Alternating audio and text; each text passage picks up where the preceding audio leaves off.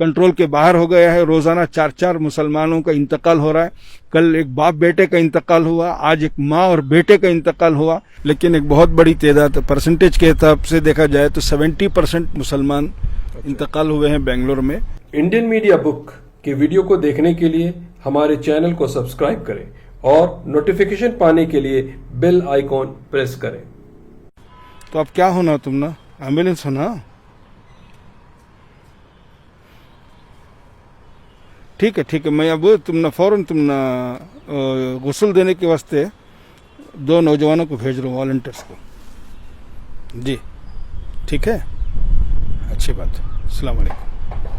तो इसी तरह से जब भी कभी बेंगलोर में किसी का इंतकाल होता है तो हॉस्पिटल से फ़ोन आते हैं। तो आसिम साहब हैं, ये कैसे पूरा इंतज़ाम कर रहे हैं उसके बारे में उनसे जानने की कोशिश करता हूँ। तो कोविड-19 में बेंगलोर के अंदर जितने भी इंतकाल हो रहे हैं उसके लिए मौलाना आसिम साहब लोगों ने क्या इंतज़ाम किया है उसके ऊपर जानने की कोशिश करते हैं। ये बताइए कि अभी तक आप लोगों ने कितने लोगों का कफन और दफन किया है? असल में उसका सही फिगर हिकमत से हम बोलना नहीं चाह रहे हैं, लेकिन एक बहुत बड़ी तादाद, परसेंटेज के हिसाब से देखा जाए तो 70% मुसलमान इंतकाल हुए हैं बेंगलोर में और 30% दूसरे मजहब वाले इंतकाल हुए हैं। लेकिन इसमें हमारी सबसे बड़ी बात यह है कि ये बेहतियाती की वजह है, हमारे पास कंट्रोल नहीं है।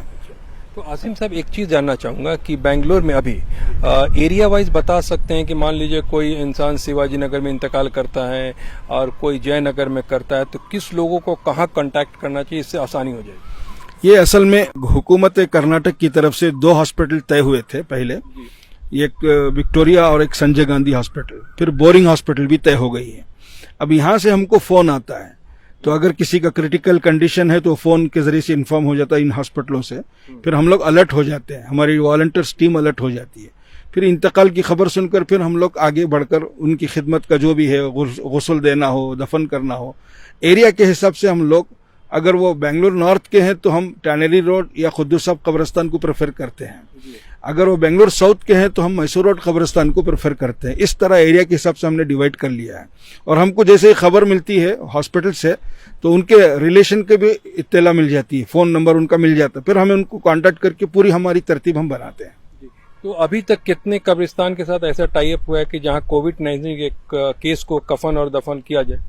3 कब्रिस्तान तय हुए हैं। हाँ, 3, मैसूर रोड कब्रिस्तान, टैनरी रोड कब्रिस्तान और खुद्दूस साहब का कब्रिस्तान, ये 3 कब्रिस्तान। तो बेंगलोर में अगर मान लीजिए किसी का इंतकाल हो जाए और उसको पता नहीं है कि कहाँ कांटेक्ट करे, तो कैसे पता करेगा वो? ये तो हॉस्पिटल वालों को मालूम है। किसी का भी इंतकाल हो जाए तो हमारे जो मुस्लिम डॉक्टर्स हैं वो डॉक्टर्स को इन्फॉर्मेशन मिल जाता है। वो इंतकाल से पहले क्रिटिकल कंडीशन ही हमको इन्फॉर्म कर देते हैं और उनके रिलेशन जो विजिट, उनके जो रिश्तेदार हैं उनका भी फोन नंबर हमको मिल जाता है, वो भी हमारे साथ कांटेक्ट में रहते हैं। तो मतलब आप लोग हॉस्पिटल से टाई अप करके रखे हैं, वहाँ जैसे भी इस तरह का केस होता है आप तक खबर आ जाती है। जी। तो आप उसको कर। अब दूसरी सवाल ये है कि अगर एक आदमी का दफन करा रहे हैं तो क्योंकि पीपी किट भी लगता है, तो तकरीबन कितना पैसा खर्चा हो जाता है?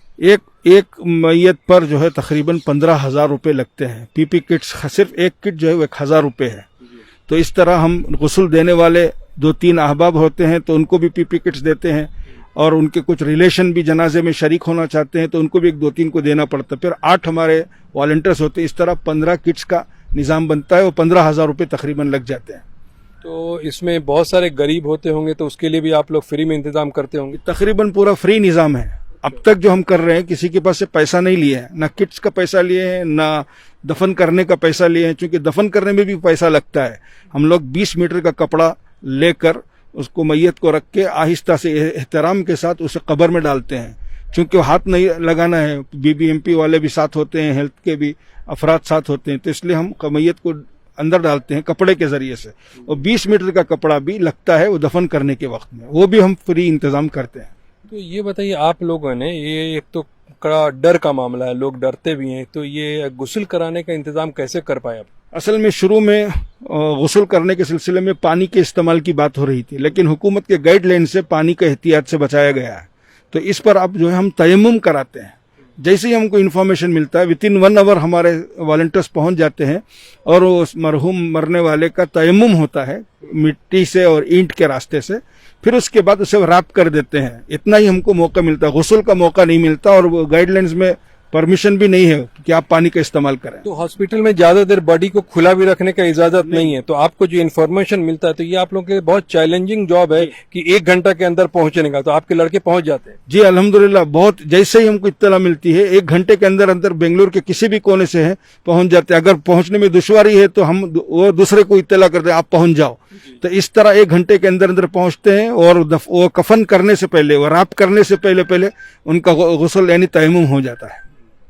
तो बहुत बहुत शुक्रिया इसके ऊपर। तो आखिर में आवाम को क्या मैसेज देना पड़ेगा, क्योंकि आप ग्राउंड रियलिटी से पूरा आपको पता है कि सिचुएशन कैसा है, नंबर ऑफ केस बढ़ते जा रहे हैं, तो इस वक्त क्या नसीहत देना चाहिए? बस मैं इतनी बात गुजारिश करता हूँ, एहतियात बहुत जरूरी है।